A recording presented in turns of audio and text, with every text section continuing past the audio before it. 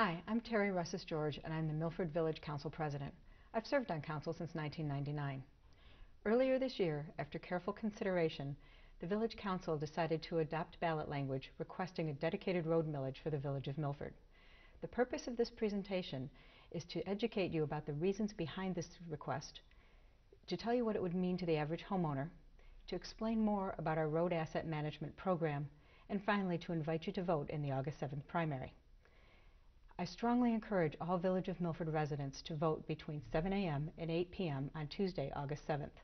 Your polling place will either be in the Civic Center behind the post office or next door at the Senior Center. If you have any questions about the voting process, please call the Village of Milford at 248-684-1515. Now please take a few moments and listen to the following presentation. It is my sincere hope that you will find it educational and helpful in determining how to cast your ballot. Thank you for your time.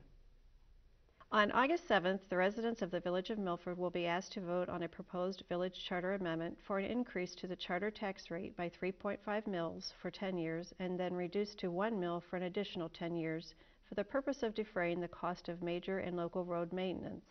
This equates to a cost of $262.50 annually for a home with a market value of $150,000. To calculate your approximate cost to you, simply take 0.0035 and multiply it to your current SEV or taxable value. It is vital for municipalities to maintain its assets. The road infrastructure in place is over a $20 million asset that is currently served with preventative maintenance dollars equivalent to 0.1% of the asset's value. That is similar to maintaining a $20,000 vehicle for $20 per year. These levels are currently too low to keep the roads in a fair condition given the loss of state shared revenue and loss in taxable value the village has experienced. If prolonged and roads further deteriorate, costs will simply go up in the future. This millage is for village roads only. Funding levels were determined by a complex analysis which will be described a little more later. The village's proactive approach of implementing asset management will help decide how to implement the program to get the best bang for the buck. The last village road millage expired in 2003 when over $6 million worth of road improvements were accomplished.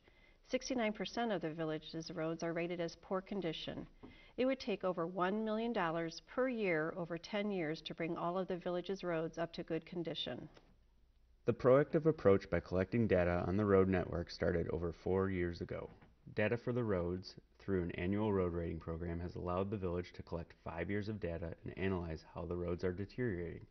With this information, the village can make better decisions and understand how to best use dollars to maintain and protect the asset. As these asset management programs have gained popularity across the Midwest, a better understanding on pavement life cycle and preventative maintenance options have become available.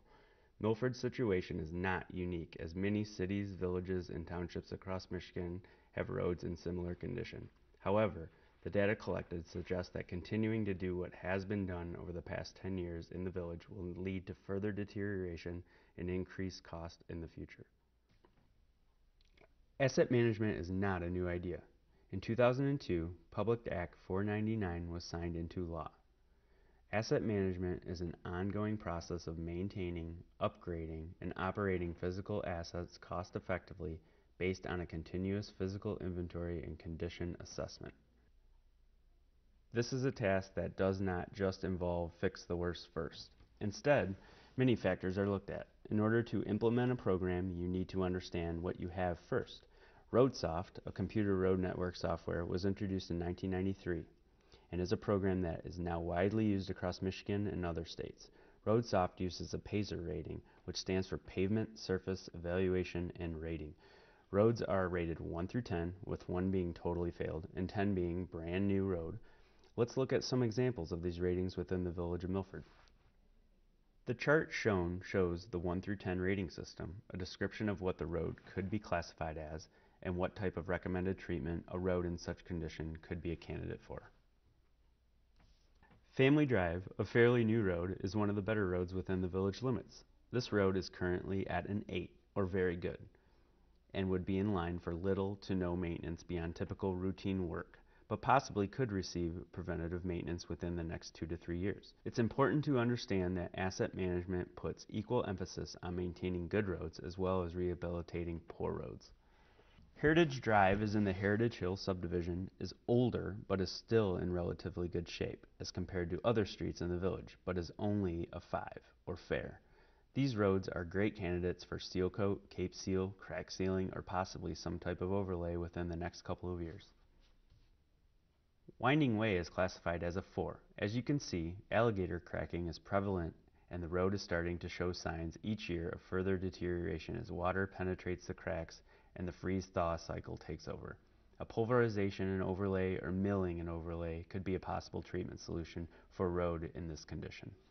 Caroline is a rating of 2, very poor, and almost fully deteriorated. A full reconstruct with select base repairs is the only likely option for this road. A road like Winding Way from the previous slide, which still has a good base, could easily degrade to this condition within several years if not treated. With full reconstruction, costs go up as the base material and most of the surface asphalt will need to be removed and replaced.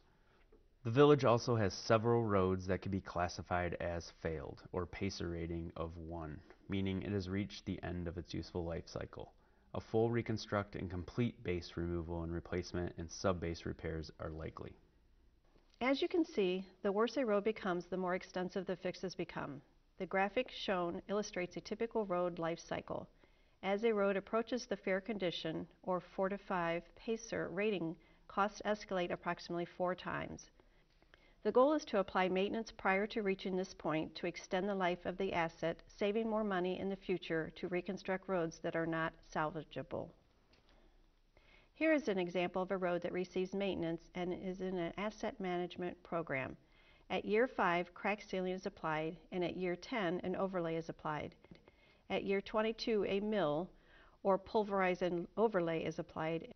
At year 36, the road is still at above a level 5 or fair. The average PACER rating over those 36 years is 7.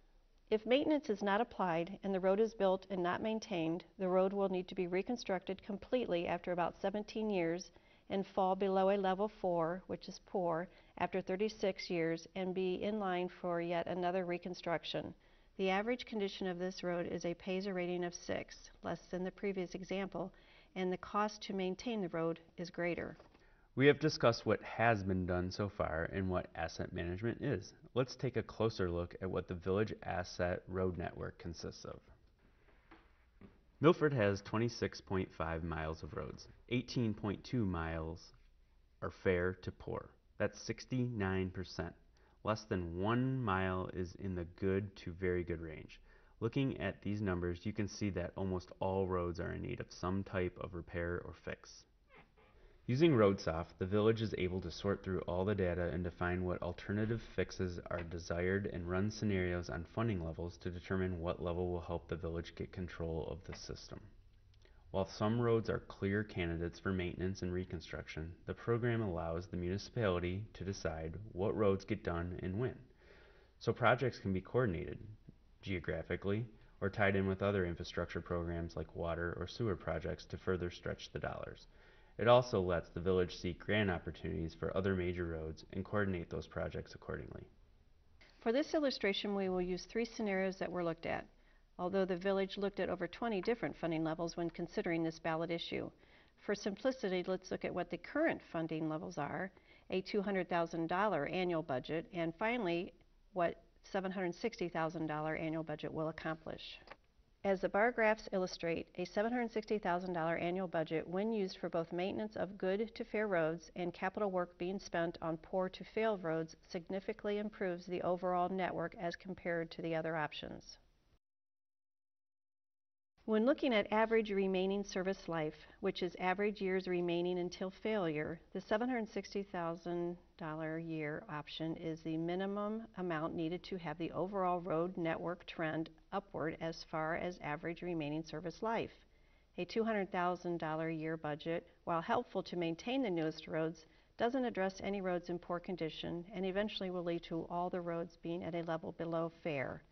The idea behind remaining service life is to get your system at a level where you can have acceptable roads and get your annual road millage to a point where you can minimize reconstruction and spend the majority of your money on maintenance, which extends your road's life and is more cost effective as a whole. Again, this is Terry Russis-George. Thank you for taking the time to listen to this presentation. I hope it has helped you decide how you wish to vote on August 7th. I look forward to seeing you at the polls. Thank you and have a great day.